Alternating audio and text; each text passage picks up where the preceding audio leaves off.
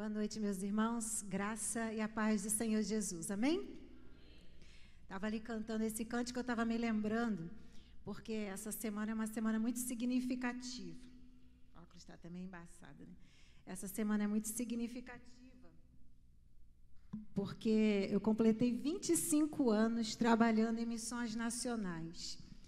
E no dia 5 de julho de 98, quando a minha igreja, a igreja que me enviou para o campo missionário, fez aquele culto de celebração a Deus e de envio, era o Brilha Jesus que estava sendo cantado. E como é gostoso a gente poder olhar para trás e ver toda uma trajetória, tudo que Deus construiu, coisas extraordinárias que Deus fez nesse período todo. E é bastante interessante, porque é exatamente sobre coisas extraordinárias que eu quero refletir com você um pouco nessa noite. Nós estamos começando hoje a jornada de oração. Nosso pastor, ontem à noite, ele não está se sentindo bem, como os irmãos têm conhecimento, e aí ele me pediu que pudesse trazer uma palavra à igreja e trazer a reflexão dessa noite, e ele me trouxe a memória de que nós estaríamos hoje começando a nossa jornada de oração. Então, como não falar de oração num dia que a gente começa a orar e nesse movimento de oração que nós estamos sendo convocados como Primeira Igreja Batista do Lins. E falar de oração é de falar de coisas extraordinárias. Eu não sei se vocês são pessoas curiosas. Vocês são os curiosos? Quem é curioso aqui? Seja honesto. Quem é curioso? Eu sou curiosa. Eu sou curiosa daquelas assim, de olhar na internet, ficar vendo as coisas curiosas do mundo. Hoje eu estava lendo por que as borboletas têm pontinha branca nas asas. Também fui ler o que tem debaixo da areia do deserto e do mar. Porque eu fico assim curiosa com as coisas, gosto de ver aquelas revistas super interessantes, aquelas coisas do Discovery, eu gosto de ver essas coisas assim diferentes. Eu gosto de ver coisas extraordinárias. Se você quiser saber por que as borboletas têm pintinho e por que tem debaixo da areia, do deserto, do mar, depois você procura na internet se você ficar curioso. Mas quando eu penso nessas coisas diferentes e essas coisas extraordinárias, me faz pensar que mundo incrível foi esse que Deus criou e que a gente, ser humano, fica tentando estragar o tempo todo. Mas Deus é aquele Deus poderoso, nosso Deus é o Deus poderoso, aquele que faz coisas que os nossos olhos e os nossos ouvidos não conseguem alcançar. E quando a gente pensa em oração, a gente precisa também ser um pouco curioso. Curioso no sentido de perceber o que será que Deus vai fazer nessa situação. O que será que Deus vai fazer em resposta ao clamor do seu povo, aquilo que nós estamos pedindo? E as pessoas que querem realmente descobrir o que Deus vai fazer quando oram, vão conhecer o extraordinário de Deus. E hoje nós não vamos ler apenas um versículo da Bíblia, a gente vai passar por vários textos da Bíblia. Porque era difícil falar de coisas extraordinárias e escolher um único personagem, um único texto. Eu falei, então dessa vez eu vou fazer diferente. A gente vai passar por vários textos da Bíblia, para que a gente possa entender que pessoas veem coisas extraordinárias quando se deixam serem tocadas por Deus. Então eu quero que você primeiro pense comigo, que pessoas veem o extraordinário quando reconhecem quem Deus é. Lá no livro dos Salmos, no capítulo 111, no capítulo 136, a Bíblia vai falar de quem Deus é.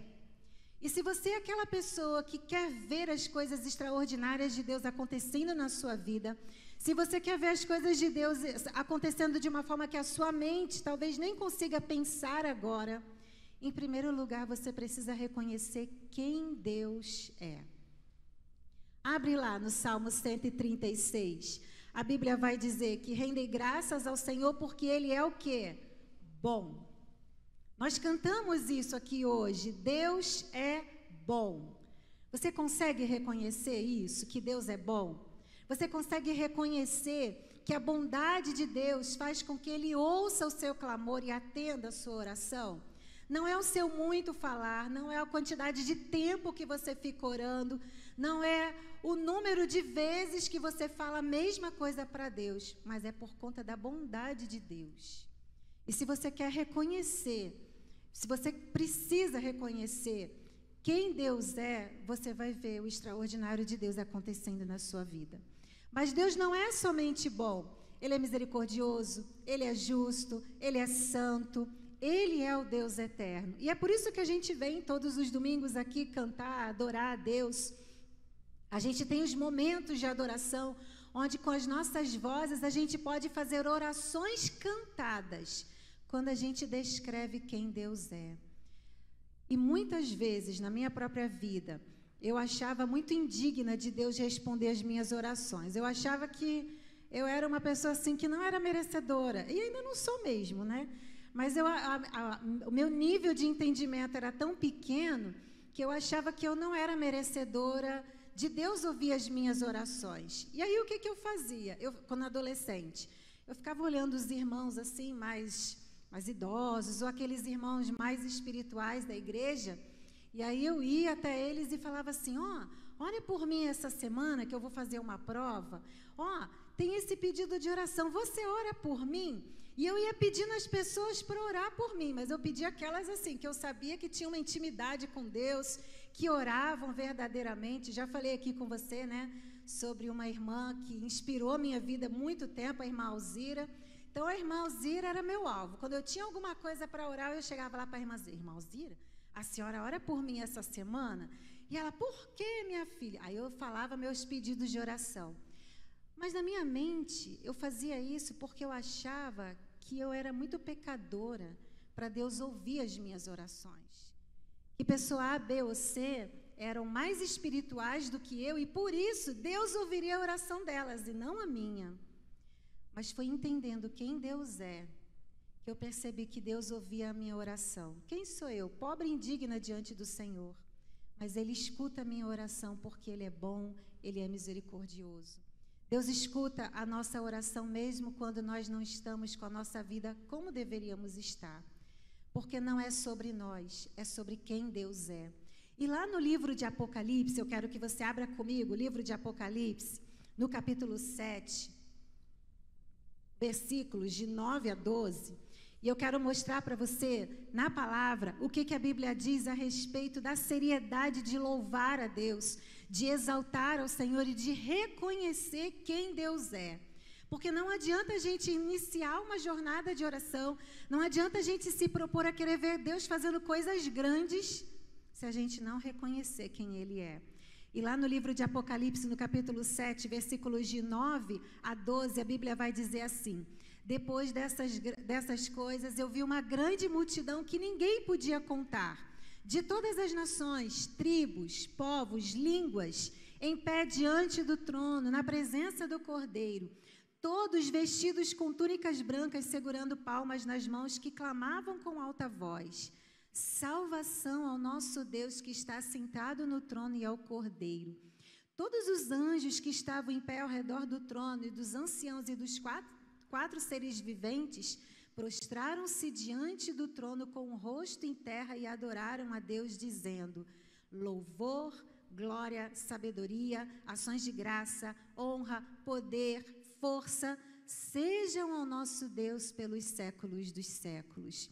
E lá no capítulo 5, no versículo 13, o livro de Apocalipse ainda vai dizer para a gente assim: ouvi todas as criaturas que estão no céu, na terra, debaixo da terra, no mar e tudo que nelas existem dizerem: ao que está sentado no trono e ao Cordeiro seja o louvor, a honra, a glória e o domínio pelos séculos dos séculos. Quem reconhece quem Deus é, se prostra diante dele e o adora. E se a gente quer ver o extraordinário de Deus acontecendo na nossa vida e na nossa igreja como comunidade, nós precisamos reconhecer a grandeza de Deus e nos prostrar diante dessa grandeza. Somente assim a gente vai poder ver coisas que talvez as nossas mentes ainda nem sejam capazes de imaginar que Deus vai fazer no nosso meio. Mas aquelas pessoas que querem ver o extraordinário de Deus, além de reconhecer quem Deus é e louvá-lo por isso, exaltá-lo, se prostrar diante dele, também precisam reconhecer o que ele faz e agradecer. E aí a Bíblia vai mostrar para a gente algumas passagens, algumas experiências de pessoas que tiveram momentos com Deus, que foram tocados por Deus, foram tocados por Jesus, tiveram seus problemas sendo resolvidos e agradeceram ao Senhor, porque reconheceram a bondade dele.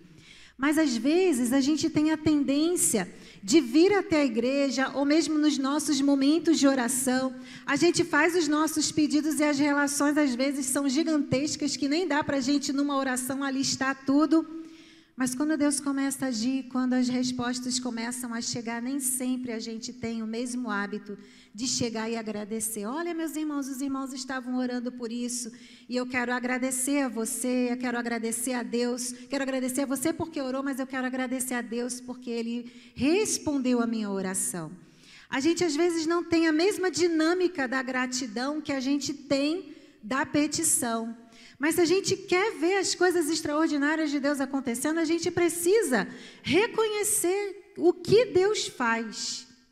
O que Deus faz. E reconhecer o que Deus faz nos leva a agradecer. Reconhecer quem Ele é nos leva a adorá-lo. Reconhecer o que Ele faz nos leva a agradecer. E aí eu me lembro de uma passagem de Lucas, lá no capítulo 17, o versículo 11 a 18. Vamos ler o que diz Lucas 17, de 11 a 18. É uma passagem que mostra que haviam pessoas que estavam passando por dificuldades, eram leprosos. E eles estavam vivendo dificuldades com a sua enfermidade. E naquele tempo, ter lepra, os irmãos bem devem se recordar, não era apenas uma enfermidade física. A pessoa ela era afastada da comunhão das pessoas, ela era segregada do ambiente social, ela vivia à margem da sociedade. Então, ter lepra não era simplesmente adoecer. Ter lepra era simplesmente um decreto de isolamento, de solidão, de miséria, porque não podia trabalhar. Era uma situação muito difícil. E aí 10 leprosos foram até Jesus. O texto vai dizer, olha, aqui o que o texto fala para a gente de 11 a 18. Aconteceu que, indo ele para Jerusalém, passou pela divisa entre Samaria e Galiléia. E ao entrar em um povoado, 10 leprosos saíram ao encontro e pararam de longe, gritando: Jesus, mestre, tem compaixão de nós. Por que eles pararam de longe? Porque um leproso não poderia se aproximar de alguém como Jesus, não podia se aproximar das pessoas da comunidade, quanto mais de Jesus. Então, eles de longe pediram a Jesus: Senhor, mestre. Era uma voz que gritava ao longe. Mas essa voz que gritava ao longe, Senhor, tem compaixão de nós, foi ouvida. Porque logo que Jesus os viu, disse: vai mostrar-vos aos sacerdotes. E aconteceu enquanto eles iam pelo caminho em direção aos sacerdotes, eles foram purificados. Um deles, vendo que fora curado, voltou glorificando a Deus em alta voz. Prostrou-se com o rosto em terra aos pés de Jesus, dando-lhe graças. E este era samaritano. Então Jesus perguntou: não foram 10 os que foram purificados? E os outros 9, aonde estão? Não houve quem voltasse para dar glória a Deus, senão este estrangeiro? Quantos de nós temos agido como os leprosos? A gente recebe um grande milagre, a gente recebe uma resposta de oração e muitas vezes a gente não volta para dar glórias a Deus. Se você quer ver o extraordinário de Deus, você precisa reconhecer as coisas grandiosas que Ele faz. Quais foram as coisas que Deus fez por você nessa semana? Você tem motivos para agradecer a Deus? Eu tenho. Eu tenho motivos para agradecer a Deus, principalmente essa semana, que foi uma semana difícil. Mas eu chego no final da semana para começar uma nova semana agradecendo ao Senhor pelo que Ele fez. Eu posso dar glórias ao Senhor pela forma grandiosa como em todo esse tempo Deus tem ouvido as minhas orações. Mas a gente gosta de ouvir umas experiências, né? Eu vou contar umas experiências para vocês de oração. Eu me lembro, eu já devo ter contado isso aqui, às vezes eu esqueço onde é que eu conto as experiências. Como não dá para ficar inventando história, se você já ouviu isso, você sabe que aconteceu de verdade. Mas eu me lembro que uma das experiências muito marcantes nossas no campo missionário foi quando a gente estava plantando a igreja, a última igreja que a gente plantou lá no interior da Bahia. E lá a gente se reunia num templo que era alugado. E aí, da noite para o dia, o proprietário chegou e disse assim, olha, vocês não têm mais condições de ficar aqui, vocês vão ter que ir para outro lugar. Agora, falar isso numa cidade que tem demanda de imóveis para alugar é tranquilo, né? Numa cidade de interior não é. Porque nós ficamos, e agora? O que a gente vai fazer? E aí, naquele tempo, nós então colocamos diante de Deus como alvo de oração o que a gente poderia fazer. O proprietário nos deu até o final do ano para desocupar o imóvel. A gente estava no meio do ano e ele deu até o final do ano. Final de 2000, a gente estava em 2010, aí ele deu até o final de 2010 para a gente sair, desocupar o imóvel e resolver as nossas coisas. E aí aquele desespero. E agora a igreja crescendo, muitas coisas acontecendo, para onde a gente vai? E aí René fala assim, não, agora é hora da gente comprar o terreno da igreja e construir o templo da igreja, para acabar com esse problema. E eu pensei, meu Deus, não vamos construir templo, comprar terreno, com que dinheiro? O povo lá, onde a gente morava, vivia de programas assistenciais do governo. Não tinha indústria, o comércio era feira na cidade, uma cidade pobre do interior. Então, era muito difícil. Os dízimos das pessoas, às vezes, eram R$7, R$10, R$15, R$20. Como é que uma igreja dessa vai comprar um terreno e construir um templo? Nós víamos o extraordinário de Deus. E aí nós começamos a orar. Nós já tínhamos a prática da oração na nossa rotina. Nós tínhamos um encontro de oração que acontecia todos os dias às 6 horas da manhã. De 6 às 7 da manhã a gente estava no templo, a gente orava e depois ia trabalhar. À noite, toda a primeira semana do mês, a gente tinha o encontro normal nas manhãs e na primeira semana do mês a gente tinha também os encontros à noite. E nós começamos a orar para Deus nos abençoar e a gente comprar o terreno.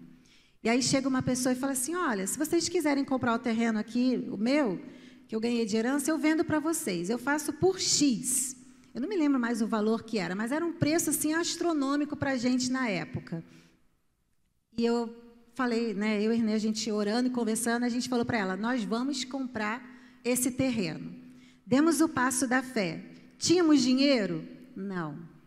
Mas tínhamos uma convicção, havia uma paz muito grande, sabendo o que Deus iria fazer. A gente não foi, né, impensado, a gente não foi irresponsável em comprar sem poder pagar, né? Não vai sair aqui comprando coisas sem poder pagar e dizer que foi pela fé. Não é isso que eu estou dizendo. Naquele momento, nós sentimos a direção de Deus que era para dar o passo da fé, porque a gente estava orando por isso. E aí compramos o terreno e parcelamos em 5 vezes. Era uma loucura. Era uma coisa impensada. E aí, na primeira parcela, Deus nos abençoou e a gente conseguiu pagar. E nós começamos a mobilizar aquele povo simples, aquela gente que só dependia de Deus e de mais ninguém. A gente fez muito munguzá para vender na feira. Sabe o que é munguzá? Canjica. Lá na minha casa tinha um fogão que a boca do fogão ela derreteu de tanta panela pesada de fazer canjica. E a gente levantava cedo para vender o munguzá na feira. 4h30, 5 horas da manhã, lá ia eu para a feira junto com os irmãos vender canjica. Nossa, eu já vendi canjica na feira. Os irmãos não sabem o que a gente já fez na vida. E ali vendendo munguzá na feira, vendendo bonecas de pano, porque uns anos antes a gente tinha implantado um programa de ação social na igreja e a gente produzia algumas bonecas de pano. Aonde eu ia, eu carregava essas bonecas. Eu tenho foto do pastor René com bonequinha, vendendo bonequinha. Ele já vendeu bonequinha de pano, eu tenho prova. E foi vendendo munguzá, vendendo bonequinha de pano, orando, que Deus foi nos abençoando. Deus foi fazendo coisas grandiosas. Pessoas que tinham causas na justiça, processos que estavam rolando há anos na justiça, receberam a resposta, receberam indenização. Aí liga para mim e fala assim: Jaqueline, olha, Deus me abençoou, gente da minha família, Deus me abençoou, eu consegui ganhar uma causa na justiça e eu estou querendo mandar oferta para o campo missionário. Eu, opa, pode mandar que os cofres estão abertos. E aí ela mandava, era exatamente a parcela de pagar o terreno.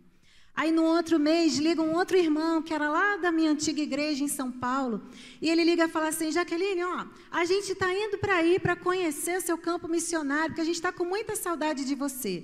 Aí vai esses dois irmãos, né, esse casal, vai lá, fica uma semana na minha casa, na nossa casa, convivendo, andando de um lado para o outro. Ele olha e diz assim: qual é a necessidade de vocês? A gente está aqui lutando para comprar o terreno. A gente já pagou 3 parcelas, ainda falta 2. Então quanto que está faltando essa parcela? A parcela é X. Assina o cheque lá e deixa a parcela paga. Aí na última parcela, uma irmã que eu não sei até hoje quem foi, depositou um valor na conta da Junta de Missões Nacionais e disse assim: isso aqui é para direcionar para o campo missionário lá no interior da Bahia. E a última parcela foi paga com uma oferta que nós não sabemos de onde veio, mas entrou por meio de missões nacionais e pagou a última parcela. Aí tínhamos que construir o templo. Como que vai construir o templo? E fomos orando, e Deus foi abençoando, levantando uma instituição que é lá do Amazonas. Olha que a gente morava no interior da Bahia, uma instituição lá no Amazonas, que trabalhava com construção de templos. Liga e fala assim: ó, nós vamos construir o templo para vocês aí na cidade de Morro do Chapéu. Em 3 meses, o templo estava construído. E aqueles 6 meses que a gente tinha, nós ganhamos 2 meses a mais, porque a gente tinha pago antecipado no contrato. Então, nós ficamos 8 meses, sabendo que a gente ia ter que mudar, mas quando os 8 meses venceram, a igreja se mudou para o seu templo próprio, que é onde está lá até hoje, sendo uma referência naquela cidade. E aí, no dia que nós fomos inaugurar o templo, nós chamamos toda a cidade para ver o que Deus fez. Uma cidade pequena, com gente simples, comprou um terreno e construiu um templo em 8 meses. E a gente fez um grande culto de celebração a Deus. E cada vez que eu conto isso, eu conto para reconhecer o que Ele faz e para agradecê-lo por isso. Quais são as experiências que você tem tido na sua vida? De coisas que Deus fez na sua vida e que você pode reconhecer e agradecer pelo que Ele fez. Você quer ver o extraordinário de Deus? Reconheça que Ele é e o adore por isso. Reconheça o que Ele faz e agradeça a Ele por isso. Em terceiro lugar, reconheça os seus pecados. Porque não dá para a gente se aproximar de Deus carregando a nossa vida coisas que não estão resolvidas. E aí a gente precisa se lembrar de Davi. Quem foi Davi? O homem que viu Deus fazendo coisas extraordinárias. Ainda quando pequeno, né, criança ou adolescente, a gente fala que ele é criança, mas na realidade ele estava mais para adolescente, né? Os teólogos aqui de plantão, pastor Gildo, pastor Renê, né, o Anderson aí, não sei se tem o pastor Sebastião Taes que não está, mas assim, os teólogos de plantão, ele era mais para adolescente do que para criança, né? Apesar de lá no Ministério Infantil a gente conta como se fosse criança, mas ele estava mais para um jovem, um mancebo. Mancebo era um adolescente jovem. E ainda quando jovem, ele viu coisas extraordinárias, porque tinha lá o Golias, que estava diante do povo de Israel, afrontando o povo de Israel, e quando Davi escuta isso, ele fala: é o quê? Quem é esse para vir afrontar o povo de Israel? Aí vai lá, um fracotezinho, né, magrinho, pega lá a funda, que era tipo um estilingue, com mais pedrinha, roda, bate exatamente na mira certinha do gigante e o gigante cai. Davi é aquele que viu Deus fazendo coisas incríveis por meio da vida dele. Mas mesmo assim, ele caiu no pecado. E ele, quando olhou para Betseba, ele não resistiu à tentação e cometeu um adultério. E isso foi uma tragédia na vida dele, foi uma tragédia na história dele, porque por conta desse pecado, muitas coisas aconteceram na sua própria família. Ele viu mazelas na sua casa. Mas Davi, ele não ficou parado no pecado dele. A Bíblia diz que quando ele recebe a visita do profeta de Israel, Davi reconhece o seu pecado e ele faz uma das orações mais lindas da Bíblia, que está no Salmo 51. E eu quero que você abra a sua Bíblia no Salmo 51 e leia junto comigo e junto com aquilo que Davi falou, quando ele percebeu, ele reconheceu que ele tinha pecado contra o Senhor. E ele começa a dizer assim: ó Deus, compadece-te de mim segundo as tuas misericórdias. Lava-me completamente da minha iniquidade e purifica o meu pecado, pois eu reconheço as minhas transgressões e meu pecado está sempre diante de mim. Pequei contra ti e contra ti somente, e fiz o que é mal diante dos teus olhos. Por isso a tua sentença é justa e o teu julgamento é puro. Eu nasci em iniquidade, em pecado a minha mãe me concebeu. Tu desejas que a verdade esteja no íntimo, no coração, me ensinas a sabedoria. Purifica-me com hisopo e eu ficarei limpo, lava-me e ficarei mais branco do que a neve. Faze-me ouvir o júbilo e a alegria para que se regozijem os ossos que esmagaste. Esconde o teu rosto dos meus pecados e apaga todas as minhas iniquidades. Ó Deus, cria em mim um coração puro e renova em mim um espírito inabalável. Não me expulses da tua presença, nem retires de mim o teu espírito. Restitui-me a alegria da tua salvação e sustenta-me com um espírito obediente. Então ensinarei os teus caminhos aos transgressores e os pecadores se converterão a ti. Ó Deus, Deus da minha salvação, livra-me dos crimes de sangue e a minha língua cantará alegremente tua justiça. Senhor, abre os meus lábios e a minha boca proclamará o teu louvor. Pois não tens prazer em sacrifícios e não te agradas de holocaustos. Do contrário, eu os ofereceria a ti. Sacrifício aceitável para Deus é o espírito quebrantado. Ó Deus, tu não desprezarás o coração quebrantado e arrependido. Faze o bem a Sião segundo a tua bondade. Edifica os muros de Jerusalém. Então te agradarás de sacrifícios de justiça, dos holocaustos e das ofertas queimadas. Então serão oferecidos novilhos sobre o teu altar. Davi, ele vai dizer que um coração quebrantado não é rejeitado por Deus. Ele sabia que não haveria possibilidade de continuar sendo líder, abençoado e ver as vitórias de Deus guardando no coração o seu pecado. Não dá para a gente ter pecado de estimação se a gente quer ver o extraordinário de Deus. Não dá para a gente pecar todos os dias as mesmas coisas. Que a gente vai pecar, a gente vai pecar. Nós não estamos mais sob o domínio do pecado, porque Jesus nos libertou. Mas como seres humanos, enquanto a gente estiver aqui na terra dos viventes, nós estamos passíveis de falhar e de errar. O problema está, o que a gente faz? A gente continua pecando com arrogância, vivendo todo esse humanismo que às vezes a gente tem visto por aí, o homem como centro de tudo do universo, ou a gente vai se quebrantar diante do Senhor e reconhecer que a gente errou. Reconhecer que errou e se aproximar de Deus com o coração quebrantado, com o coração contrito, disposto a dizer a Deus e concordar com Deus que aquilo que a gente fez não está certo, vai nos ajudar a nos levantar de uma forma diferente. E foi o que aconteceu com Davi. Ele estava quebrado, mas quando ele se levantou para ser o que Jesus disse que ele era, o homem segundo o coração de Deus. Homens e mulheres segundo o coração de Deus não são infalíveis, falham, mas também se arrependem e buscam a presença de Deus. Eu fico me perguntando o quanto nós hoje estamos vivendo uma inversão de valores e o quanto nós estamos preparados para resistir e nos posicionarmos. Tem sido muito difícil, né? Porque tem tanta coisa sendo normalizada que às vezes a gente fica sem saber como agir, como reagir.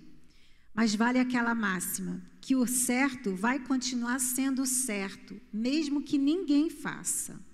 E o errado vai continuar sendo errado, mesmo que todo mundo faça. E aí a voz da minha mãe ainda ecoa na minha mente. Você não é todo mundo.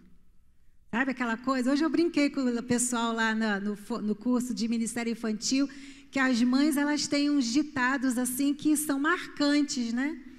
E aí uma das coisas que a minha mãe sempre falava era isso. Eu dizia, mãe, mas todo mundo faz. E ela dizia, mas você não é todo mundo. E Deus talvez diga isso também para a gente, né? Você não é todo mundo, não. Você não pode agir de uma forma errada porque você conhece a palavra, você conhece a verdade. Você precisa ser diferente. Mas se você errar, se você cair, se você tropeçar, você pode fazer como Davi. Eu posso fazer como Davi, reconhecer os meus pecados e confessá-los diante do Senhor. Lá na primeira carta de 1 João, no capítulo 1, versículo 9, a Bíblia diz o quê? Se confessarmos os nossos pecados, Ele é fiel e justo para nos perdoar os pecados e nos purificar de toda injustiça. O único pecado que não é perdoado é aquele que não é confessado. Porque sem arrependimento, não há perdão de pecados. A gente precisa se arrepender e confessar os nossos pecados diante do Senhor, se nós queremos ver Deus fazendo coisas extraordinárias. Aqueles que querem ver o extraordinário de Deus, reconhecem quem Ele é e por isso louvam. Reconhecem o que Ele faz e por isso agradecem. Reconhecem que são pecadores e por isso confessam seus pecados. Aqueles que querem ver o extraordinário de Deus se compadecem pelos outros e por isso intercedem. E aí a gente está vendo a importância da oração e os vários tipos de oração. E o que é intercessão? É quando a gente pede ao Senhor pelas outras pessoas, quando a gente clama ao Senhor em favor das outras pessoas. Você tem um cartão-alvo de oração? Você sabe o que é isso? Cartão-alvo de oração é quando você alista, pode ser num cartão, numa folha de papel, no celular, mas quando você coloca nomes de pessoas que ainda não conhecem a Cristo e você ora por elas. Se você não tem, eu quero desafiar você a ter. Alista o nome de pelo menos 5 pessoas que são do seu círculo mais próximo de amizade, que ainda não conhecem Jesus, e comece a orar pela salvação delas. Orar pelos perdidos é um dos gestos de amor mais intensos que a gente pode fazer por alguém. Porque nós estamos orando para que o destino eterno daquela pessoa seja mudado. Nós também intercedemos, não só por aqueles que estão perdidos, mas por aqueles que estão doentes. Quantos irmãos nós temos em nossa igreja que estão adoecidos, que estão enfermos? Quantos irmãos nós temos na igreja que estão desempregados? Quantos irmãos nós temos na igreja que estão enfrentando problemas familiares? Quantos irmãos nós temos na igreja que estão enfrentando as mais diferentes situações? Será que nós temos nos importado ao ponto de orar por essas pessoas, ao ponto de interceder, ao ponto de gastar tempo das nossas orações, não apenas com as nossas coisas, mas com as coisas dos nossos irmãos? Quando eu era criança, eu pensava na oração, eu pensava numa lista. E aí todo mundo falava para mim assim, olha, você tem que orar, você tem que orar. E aí eu fazia uma lista de oração, tinha até caderninho, com lista de oração que eu fazia para Deus. E aí Deus atendia, eu ia lá, cheque, cheque, cheque. Mas aí eu percebi que muitas vezes, né, com a maturidade, com a vivência, muitas vezes as minhas listas de oração estavam voltadas só para mim, só para as minhas necessidades, para aquilo que eu achava que era bom. E então eu comecei a mudar a minha forma de orar e a orar pelas pessoas que estão próximas a mim. E esse meu hábito de infância transformei num livro, um livro infantil que eu já dei para várias crianças da igreja, a lista do Zequinha, nada mais é do que a minha própria experiência de vida. De que quando falaram para mim na igreja sobre o poder da oração, eu fui lá e fiz a minha lista de oração. E aí tinha de tudo, né? Desde tirar 10 na prova até Deus tirar a pulga do cachorro. Então, o livro infantil, ele conta assim a história. Tem uma rima. Se você não tiver o livro, depois eu posso CD aí para quem tem filho, quem tem criança. Quem é adulto tem que comprar lá em Missões Nacionais, mas quem tem filho criança eu posso ceder sem nenhum problema. Mas eu aprendi isso, o valor da oração, o valor da gente interceder pelas pessoas. Quantas vezes pessoas oraram por mim e quantas vezes eu precisei orar pelas pessoas. E a Bíblia vai dizer para a gente o quê? Lá no livro de Neemias, no capítulo 1, versículo de 1 a 6. Abre lá o livro de Neemias. Neemias, capítulo 1, versículo de 1 a 6. Neemias está lá no exílio e ele pede notícias do seu povo, da nação de Israel, dos seus conterrâneos. E aí as notícias chegam para Neemias. E olha o que Neemias faz. Capítulo 1, versículos de 2 a 6. Anani, um dos meus irmãos, veio de Judá com mais alguns homens. Eu perguntei-lhes pelos judeus que voltaram, os que sobreviveram ao cativeiro e a respeito de Jerusalém. Eles me responderam: os que sobreviveram ao cativeiro estão passando grande aflição e vergonha lá na província. Os muros de Jerusalém foram derrubados, as portas da cidade queimadas. Depois de ouvir essas palavras, eu sentei e chorei. Lamentei por alguns dias e continuei a jejuar e orar perante o Deus do céu. E disse: ó Senhor Deus do céu, Deus grande e temível, que cumpres a tua aliança e usas de misericórdia para aqueles que te amam e obedecem aos teus mandamentos.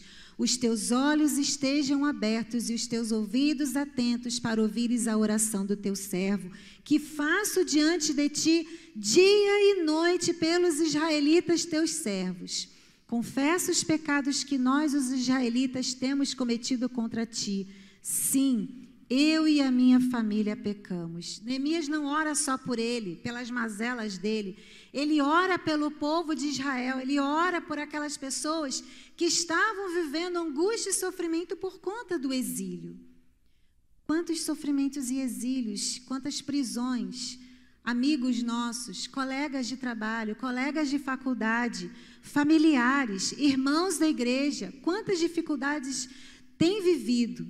E nós sabemos onde estão as respostas. E nós precisamos exercer a oração intercessória, a oração de orar por aqueles que estão passando dificuldades.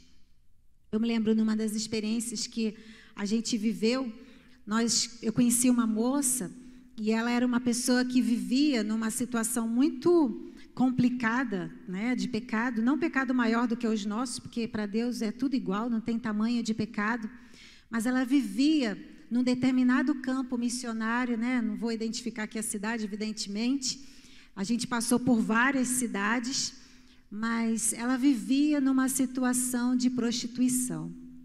Ela tinha sido mandada embora de casa quando ela era adolescente, tinha aí por volta dos seus 13, 14 anos, ela foi jogada na rua pela família e a pessoa que acolheu ela era uma pessoa dona de um ponto de prostituição numa determinada cidade. E ela foi acolhida ali. E durante muito tempo da sua vida, era ali que ela morava, era ali que ela trabalhava.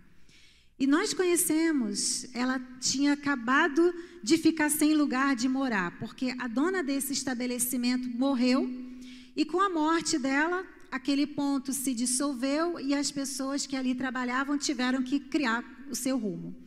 E essa moça, a gente tinha conhecido ela, estava fazendo amizade, né, trabalhando com ela para apresentar o evangelho para ela. Ela diz assim: olha, eu não tenho onde morar.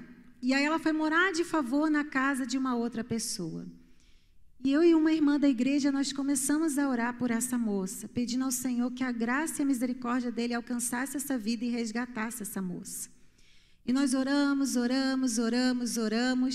e aí até que um dia ela disse assim: olha, eu não tenho mais onde morar, eu estava morando de favor aqui na casa dessa pessoa, mas a pessoa vai mudar para outro lugar, eu não vou poder ficar aqui.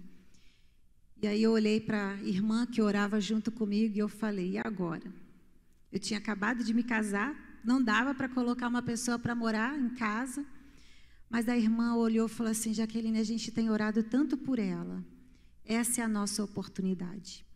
E aí essa irmã trouxe essa moça para dentro da casa dela. E ali dentro da casa dela nós começamos a estudar a Bíblia juntas, a orar, todos os dias. Era sagrado. Eu saía de casa, fazia tudo que eu tinha que fazer, minhas atividades da rua, mas 5h30 para 6h eu ia lá para tomar o café. Virei, fã do café. Mas eu não ia só para tomar o café, nós íamos para estudar a palavra de Deus. E nós íamos orando para Deus libertar aquela moça de todas as coisas que ela trazia na sua bagagem de vida. E nós vimos um milagre acontecendo. Eu dei emprego para ela, ela foi trabalhar lá na minha casa, mas morava na casa da irmã da igreja. Ela aceitou a Jesus, a vida dela começou a mudar, as coisas começaram a acontecer na vida dela de uma forma extraordinária. E ela, então, agora, transformada por Deus, começa a trabalhar junto com a gente para testemunhar aos outros aquilo que Jesus tinha feito na vida dela. E aí, agora, ela traz nomes de pessoas por quem ela estava orando. Um dia ela falou assim, Jaqueline, olha, eu e Renê, nós nos casamos no campo missionário. Eu nunca contei essa história aqui, né? Quando a gente estava para casar, eu morava longe da minha família, ele também. Eu falei, se a gente casar lá no Petrópolis, a sua família é chia. Se a gente casar na sua cidade, a minha família é chia. Então, vamos fazer um negócio? Vamos casar no campo missionário, que aí a chiadeira é coletiva. E aí nós nos casamos no campo missionário. Foi o primeiro casamento naquele templo que a gente teve a alegria de inaugurar. E depois eu conto essa história, fica para uma outra mensagem. E aí, por conta do casamento, essa moça disse assim, olha, eu tenho uma vontade muito grande de casar, mas eu acho que isso não vai acontecer na minha vida. A vida que eu levei, quem que vai me querer? E eu olhei para ela e falei assim, como assim? A sua vida não é diferente da minha, porque eu também fui resgatada. Você quer casar? Quero. Então, nós vamos orar. E começamos a orar por aquela moça. Nós oramos 3 anos. 3 anos. Tivemos a alegria de ser padrinhos do casamento dela. Porque o Senhor respondeu a oração. Você tem orado pelas pessoas? Tem orado para que Deus transforme caminhos e realidades? Você tem orado pelos sonhos que as pessoas têm? Pelos problemas, pelas dificuldades? Compartilhe oração com as pessoas. Às vezes, algumas coisas não são importantes para você, mas são importantes para aquela pessoa. Não somos nós que vamos dizer se a oração vai ser ou não respondida, mas somos nós que vamos nos compadecer e orar juntos pelos problemas, pelas dificuldades, pelas angústias. Foi o que Neemias fez. É o que o livro de Tiago manda a gente fazer. A Bíblia, quando diz lá para a gente em Tiago, no capítulo 5, 15 e 16, a Bíblia diz o quê? Está alguém de vós doente? Ore. Chame aí os irmãos da igreja, os líderes da igreja, porque a oração da fé vai curar o doente. Porque a oração do justo pode muito nos seus efeitos. Você tem o poder de mudar as situações quando você ora, porque o poder que é seu não é seu, é de Deus, que através de você flui. Mas às vezes a gente não exerce o poder da oração que Deus nos deu. O próprio Jesus orava, mas muitas vezes nós não gastamos tempo em orando pelas outras pessoas. Quando eu paro para pensar que Jesus orou por mim, eu fico feliz, porque ele sabia que miséria de vida eu ia ter, mas ainda assim Jesus orou por mim. Lá no capítulo de João 17, Jesus estava orando pelos discípulos e tem um versículo que diz assim, e não apenas por estes, mas por todos aqueles que haverão de crer no teu nome. Ou seja, todos nós. Quem são as pessoas por quem você vai orar nessa noite? Por fim, aqueles que querem ver o extraordinário de Deus, confiam que Deus é bom e por isso clamam a Ele. Aí sim vem as nossas orações de clamor, os nossos pedidos ao Senhor. Aquele momento que a gente pode fazer como Jeremias, né? Como Deus diz para Jeremias, clama a mim e responder-te-ei coisas grandes e firmes que não sabes. A palavra de Deus não era só para Jeremias, é para você também. Você pode clamar porque você tem um Deus que está ali, ó, escutando as suas orações. Deus não é um Deus que está lá distante, mas é um Deus presente, um Deus que está aqui. 1 Crônicas, capítulo 4, versículo 9 e 10. Abre lá. Esse é um texto que é bem gostoso também. Aliás, eu só separei para vocês assim, textos que eu gosto, que inspiram a minha vida, que me motiva, que me faz crer em quem o Senhor é. E essa oração aqui é uma oração muito especial. 1 Crônicas, capítulo 4, versículos 9 e 10. Livro de Crônicas é uma lista de quem é filho de quem. A família toda, a parentela. É livro de genealogia. Fulano era filho de fulano, que era filho de Beltrano, que fez isso, que fez aquilo, e era filho de não sei quem. Aí você começa a ler aquilo, dá um sono, né? Vamos ser sinceros, gente. Ler genealogia dá sono. Mas se está aqui, é inspirado por Deus para a gente entender a história, para a gente entender o contexto. Mas é interessante que lá no meio da genealogia, abre-se um parênteses e diz assim: Jabes foi o mais honrado do que os seus irmãos. Sua mãe lhe dera o nome de Jabes, dizendo, porque com dores o dei à luz. Jabes invocou o Deus de Israel, dizendo, que tu, Senhor, me abençoes, aumente a minha propriedade, que a tua mão me proteja e não permita que eu seja afligido pelo mal. E Deus lhe concedeu o que pediu. Olha que coisa linda. No meio de uma genealogia de quem era filho de quem era parente de quem, Deus ressalta que havia um homem que tinha um destino terrível. Ele era, né, o nome dele já dava o destino dele. Era o mais infeliz, o mais terrível dos seus irmãos. A gente poderia aí dizer o mais talvez amaldiçoado dos seus irmãos. Mas esse que tinha um destino de condenação, de dor, de sofrimento, ele ora a Deus, pedindo a bênção de Deus sobre a sua vida. E ele ora pedindo a Deus o quê? Que aumente as propriedades dele. Então não é errado a gente pedir ao Senhor para nos abençoar financeiramente, não, a gente pode. Mas aí ele também pede que a mão do Senhor estivesse sobre a cabeça dele. Isso é sinal de bênção. Quando alguém coloca a mão na nossa cabeça, é sinal de bênção. E Jabes pede a Deus isso. Senhor, coloque a tua mão sobre a minha cabeça. E ele pede ainda, Senhor, me preserva do mal, a fim de que não me sobrevenha aflição. Ele não queria entrar em aflição. Ele pede ao Senhor para livrá-lo do mal. Lá no Novo Testamento, quando Jesus faz a oração modelo, o que Jesus diz? E não me deixeis cair em tentação, mas livrai-nos do mal. Lá no livro de Judas, o que a Bíblia diz? Aquele que guarda os meus pés de tropeçar, para que eu possa me apresentar puro. Então, nós podemos clamar a Deus pela nossa vida, nós podemos pedir ao Senhor por aquilo que nos entristece, aquilo que nos aborrece, aquilo que nos incomoda. Nós temos um Deus que nos ouve em nossas orações. Lá na Olimpíada, acho que de 92, 94, não me lembro direito qual foi o ano da Olimpíada, mas foi lá na década de 90, tinha um corredor de atletismo que ele era assim, o favorito, o Derek lá, ele era favorito a ganhar medalha de ouro naquelas corridas mais promissoras, né, que são os 100 metros livres. E ele havia treinado, e nos anos anteriores ele tinha recebido todos os índices para chegar como favorito nas Olimpíadas. Então, ele era o cara favorito para chegar lá no pódio e ganhar aquela medalha tão cobiçada de ouro dos 100 metros. Só que quando chegou finalmente o dia da competição e que a medalha parecia ganha, porque todas as eliminatórias ele estava com tempo assim de bater o recorde, ele teve uma lesão.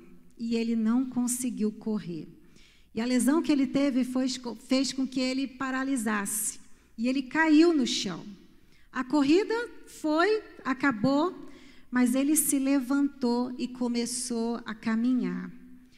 O pai dele, que estava lá na arquibancada, desceu da arquibancada correndo, furou o bloqueio e pegou o rapaz e falou para ele, você não precisa fazer isso. E aí ele disse para o pai: pai, eu preciso completar a corrida. E aí o pai olhou para aquele rapaz e disse: então nós vamos fazer isso juntos. E o pai foi com Derek até a linha de chegada. Isso emocionou o mundo. Teve mais evidências e mais notícias do que o próprio ganhador da medalha de ouro. E aí, meus irmãos, nosso Deus é um Deus que faz isso com a gente. É um Deus que não fica de longe na arquibancada contemplando o nosso sofrimento e a nossa dor. É um Deus que desceu para vir viver junto de nós, porque Ele é o Emanuel, o Deus conosco. E essa semana, uma semana de tantas emoções, tantas dificuldades, essa música da cantata, né? Conhece, não conhece? Então, acho que a experiência com Deus, não é Deus conosco, a experiência com Deus. Eu me lembrei dessa história, lembrando dessa cantata, porque está lá o testemunho, e aí eu fui catar na internet a história e eu me lembrei que eu assisti essa corrida. Como é bom a gente saber que o nosso Deus é o Deus que não fica de longe contemplando o nosso sofrimento. Ele ouve o nosso clamor. Ele ouviu Jabez, ele ouviu a oração de Neemias, ele ouviu a oração de Davi, ele ouviu a oração daqueles que vieram antes de nós. Ele ouve as nossas orações. Se nós queremos ver o extraordinário de Deus, a gente precisa confiar que Deus é bom e por isso levar a Ele o nosso clamor. Quais são os motivos que você tem na sua vida de angústia, de preocupação, de sofrimento? Você pode colocar diante de Deus hoje. Motivos para orar você tem. Se você não tiver, pode orar por mim, que eu tenho alguns, eu posso compartilhar com você. Mas eu tenho certeza que você traz no seu coração motivos de oração. Nós estamos entrando numa jornada de oração que começa hoje. O que vai acontecer? Eu não sei, mas eu estou curiosa para saber o que Deus vai fazer. Eu estou curiosa para saber como que Deus vai responder às nossas orações. Temos o sonho de comprar o terreno aí da frente. Eu já estou curiosa. Como é que será que Deus vai fazer com isso? Orando a gente vai. Mesmo Deus que respondeu uma oração de um povo lá no interior da Bahia, também responde a oração sua aqui. Será que Deus vai fazer? Eu não sei, eu estou curiosa para saber, então eu vou orar. O que Deus vai fazer no meio de nós nesse período, até o aniversário da igreja? Eu não sei, mas eu vou orar. Quais são os problemas que a gente vai enfrentar? Quais são os dilemas? Quais são as angústias?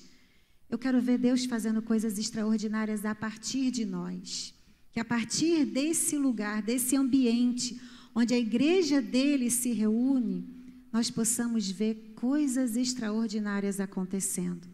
Mas para isso, a gente vai precisar reconhecer quem Deus é e adorá-lo. A gente vai precisar reconhecer o que Deus faz e agradecer. A gente vai precisar reconhecer os nossos próprios pecados e confessar. A gente vai precisar se compadecer das outras pessoas e interceder. E a gente vai precisar confiar em Deus. E por isso vamos clamar por nós. Vamos orar? Baixe sua cabeça. E eu quero deixar alguns minutinhos para que você ore ao Senhor agora. Eu não sei o que você traz na sua vida, quais são as angústias, quem são as pessoas que te preocupam e por quem você quer interceder. Se você tem pecados em sua vida a confessar, essa é a hora, meus irmãos. A gente é indigno mesmo, aquela sensação, né, de que quem sou eu para Deus ouvir a minha oração? Quem sou eu? Você é alguém que Deus ama. Você é alguém que Deus não poupou o seu filho. E se Ele não poupou o seu filho, como também não dará juntamente com Ele todas as coisas? É o que a palavra fala. Então confia no amor de Deus por você. Confia na bondade de Deus. Leva ao Senhor as suas aflições, as suas angústias. Leve ao Senhor as aflições e as angústias dos seus irmãos, da sua família, dos seus colegas de trabalho, do seu pastor que está doente. Leve ao Senhor a vida dele. Peça ao Senhor que tenha misericórdia e compaixão do servo dele e o levante e o restaure. De tantos outros irmãos nossos que não estão aqui porque estão enfermos. Enfermidades tão desafiadoras, mas que para Deus são apenas oportunidades dele mostrar o poder e a graça dele. Nós não entendemos os planos de Deus, mas podemos confiar. Ore ao Senhor, não deixe que o pecado atrapalhe a sua comunhão com Deus. Você errou, você vacilou, reconhece isso. Deus está ali aberto para te ouvir. Ele sabe que você é falho, mas Ele quer de você um coração quebrantado na presença dEle. Reconhece quem Ele é. Deus bom, misericordioso, forte, Pai, amor, vida, justiça, bondade, misericórdia, luz. Tantos atributos de Deus a gente poderia falar aqui agora. Reconhece quem Deus é e agradeça pelo que Ele faz. A Bíblia nos diz: em tudo dai graças, porque essa é a vontade de Deus. Mesmo as dificuldades, mesmo as coisas que a gente não entende, a gente precisa agradecer ao Senhor. Vamos orar ao Senhor. Pai, em nome de Jesus, nós nos aproximamos do Teu trono, não por quem nós somos, mas por quem o Senhor é. Nós sabemos que pelo nome de Jesus nós podemos ousar entrar na Tua presença e no trono da graça, porque o nome de Jesus nos abre caminho ao Teu coração. E quando nós começamos no dia de hoje, Pai, a nossa jornada de oração, nós estamos aqui com o coração e as mentes abertas, como igreja do Senhor diante de Ti, te pedindo que o Senhor venha fazer coisas extraordinárias no meio de nós. Vem com Teu poder sobre as nossas vidas, vem com poder sobre a Tua igreja e derrama, Deus, as Tuas bênçãos sobre nós, para que os nossos lábios Te louvam, para que a nossa alma Te exalte, dizendo quem o Senhor é e agradecendo aquilo que o Senhor faz. Cura as dores do Teu povo, sara, ó Deus, as feridas, restaura os enfermos, abre as portas aos desempregados, ajuda as famílias em crise, supre as necessidades dos que estão passando dificuldades.